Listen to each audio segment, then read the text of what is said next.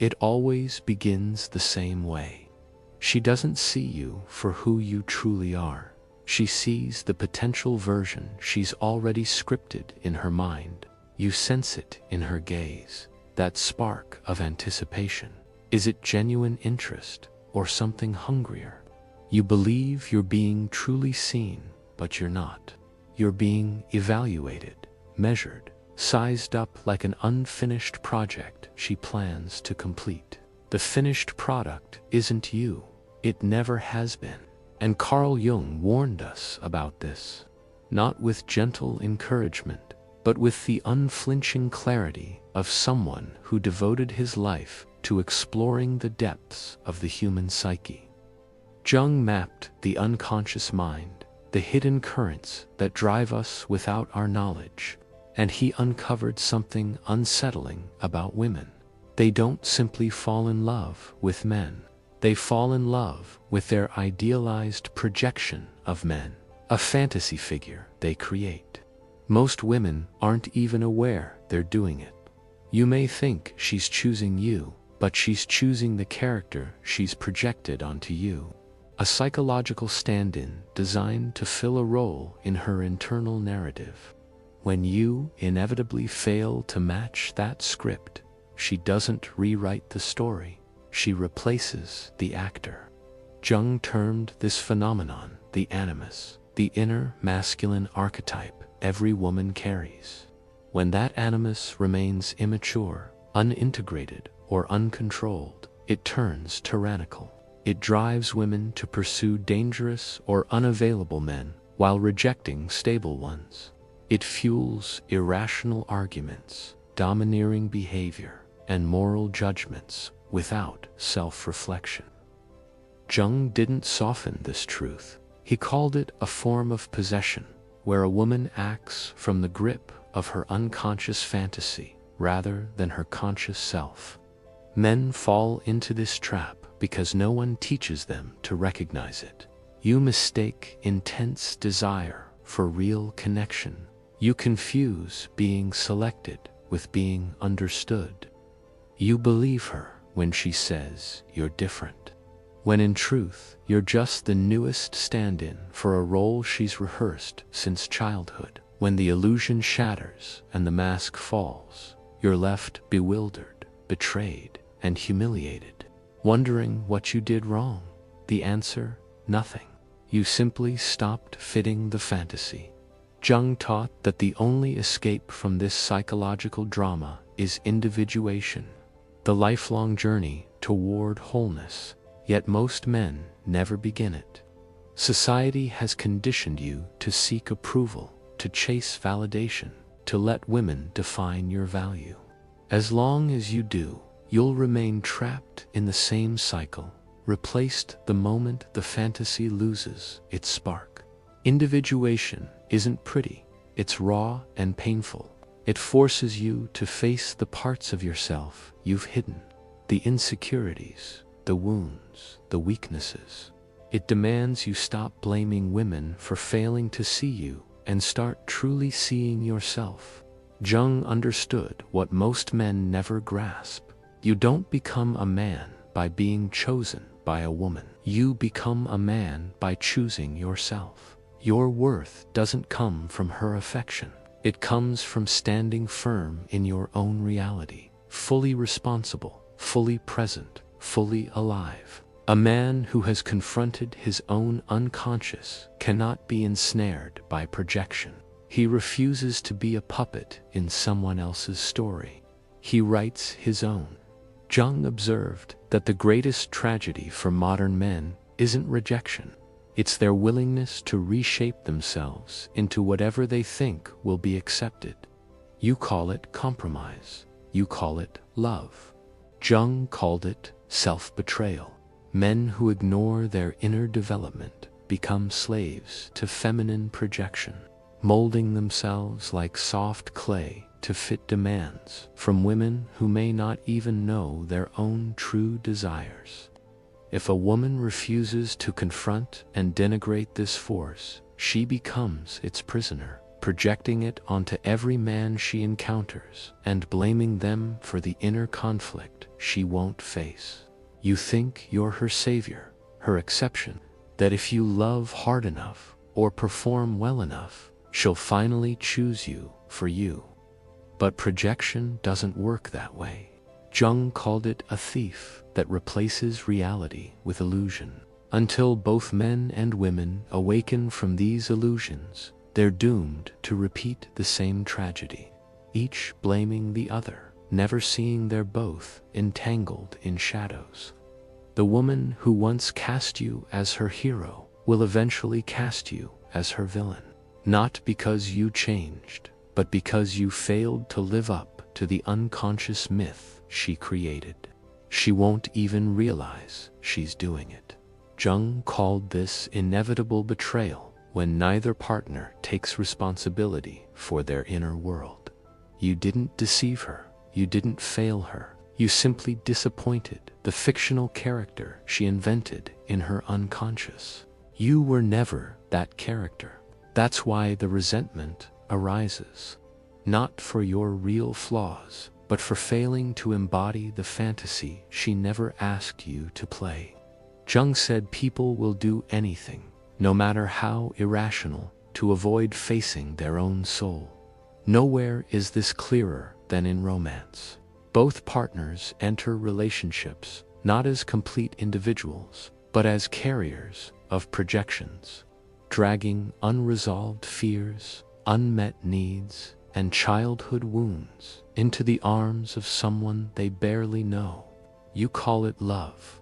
Jung called it possession. And like someone under a spell, you keep walking into the same trap, hoping this time will be different. It never is, because you haven't asked the most terrifying question. What if I'm responsible for this pattern? You want to blame women, call them manipulative or shallow. But Jung would ask, why did you allow yourself to be chosen by her in the first place? The man who refuses to confront his own inner feminine remains enslaved to hers. You're not a victim, you're a participant. You chose the role, you chose the illusion, because facing your own inner void was more frightening than performing in her fantasy. This is where many stop listening, because here comfort ends and responsibility begins. Jung offered no quick fixes, no shortcuts to alpha status. He offered only the lifelong, brutal work of self-confrontation, sitting in silence until illusions crack, and the voice insisting you're nothing without her begins to fade. That voice will resist fiercely, claiming you need her, that you're incomplete alone, that no man can survive without feminine approval. But Jung's insight is more radical. The man who can stand without her, without validation, without applause, without being needed, is finally free. Free from projection, free from performance, free from living as someone else's idea of a man. And when you reach that place, you don't become cold or distant. You become real, rooted, grounded, fully alive in your own being. Paradoxically, that's when women feel most drawn to you. Not because you've changed for them, but because you've stopped changing for them. You've become the man who no longer needs to be cast in anyone else's story. Not because you need them, but because you don't. And you'll smile, not because you're heartless, but because you finally understand. You understand that she is on her own journey, that she must face her own animus, that she must wake from her own illusions, and you can't do that work for her. You can't save her from herself. You can only do what Jung did. You can walk your own path so fearlessly that you become a living mirror, reflecting the truth back to everyone who dares to look. Most will turn away, but a few, a rare few, will thank you for it. And that, my friend, is the difference between being loved for the role you play and being respected for the man you've become. And when that moment arrives, When you finally realize you don't need to perform anymore, you'll notice something strange. You'll notice how uncomfortable people become around you. They'll sense it even if they can't name it. The weight of your presence will unsettle them because you no longer fit into the predictable categories they use to feel safe. Jung warned that the individuated man is not welcomed by society. He is feared, misunderstood, labeled as distant or arrogant. But the truth is far more threatening. You have simply become untouchable, unbuyable, unmanipulable, because you see through the game. And here's where it gets funny. The very people who once begged for your attention, your validation, your approval will begin to resent you for not needing theirs. Women, especially those still possessed by the fantasy of the perfect man, will accuse you of being emotionally unavailable. They'll say you're too much in your head, too analytical, too distant. But what they really mean is that they can no longer control you. You've stepped off the stage. You've stopped reading from their script. And without that script, they don't know what to do with you because you've stopped being a character and started being a man.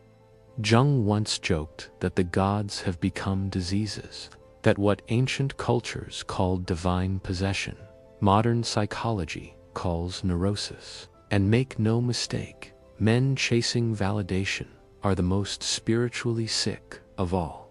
You think you're being romantic when you say things like, "I'd do anything for her," or "she's my everything." But Jung would shake his head and tell you that what you call love is actually a refusal to carry your own soul.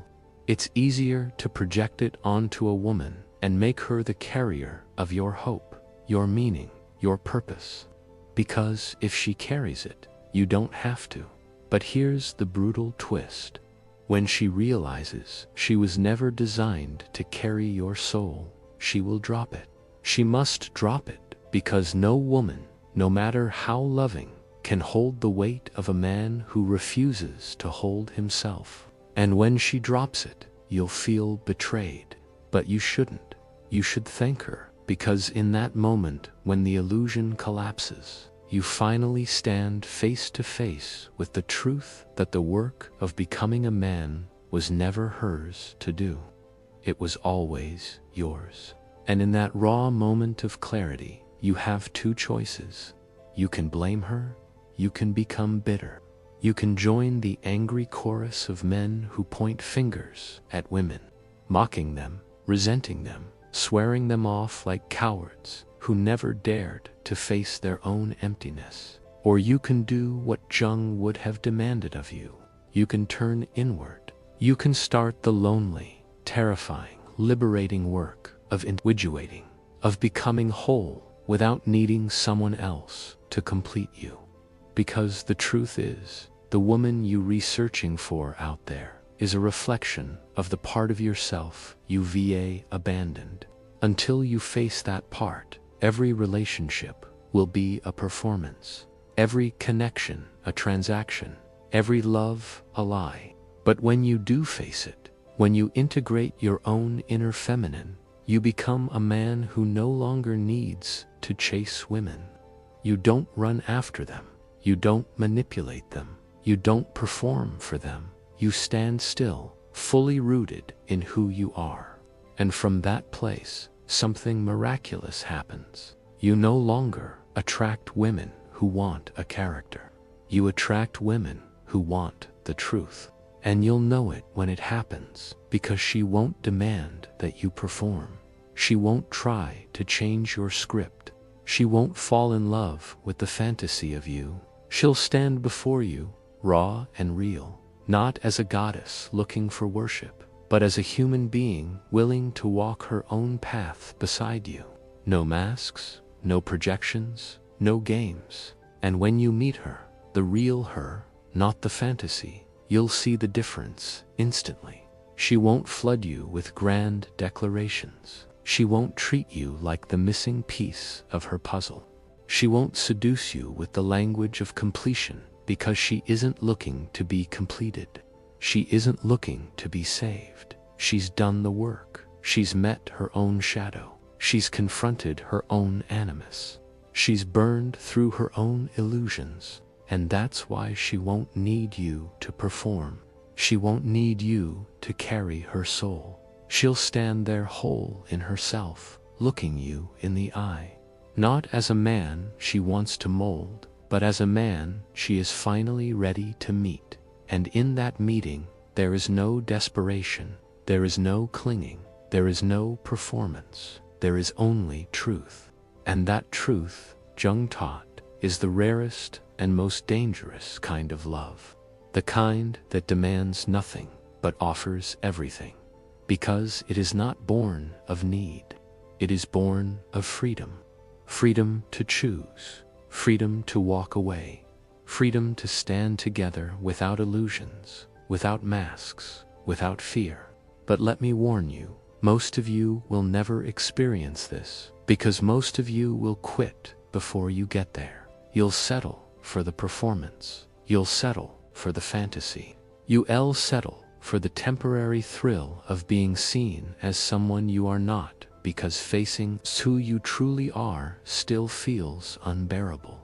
But if you have the courage, the brutal, gut-wrenching courage to keep walking, to keep standing alone, to keep stripping away every false layer you've built to earn approval, you will eventually find yourself standing at the edge of something terrifyingly beautiful. You will find yourself, and when you do, women will no longer be the source of your identity. They will no longer be the mirror you use to feel like a man. They will become something else entirely. Partners, not prizes. Mirrors, not mothers. Allies, not saviors. And you will love them not because you need them, but because you choose to. From a place of strength, from a place of wholeness, from a place that knows without apology who you are. Carl Jung didn't leave you a map to follow. He left you a warning. A warning that every man who refuses to confront himself will become a slave to the projections of others, especially the projections of women.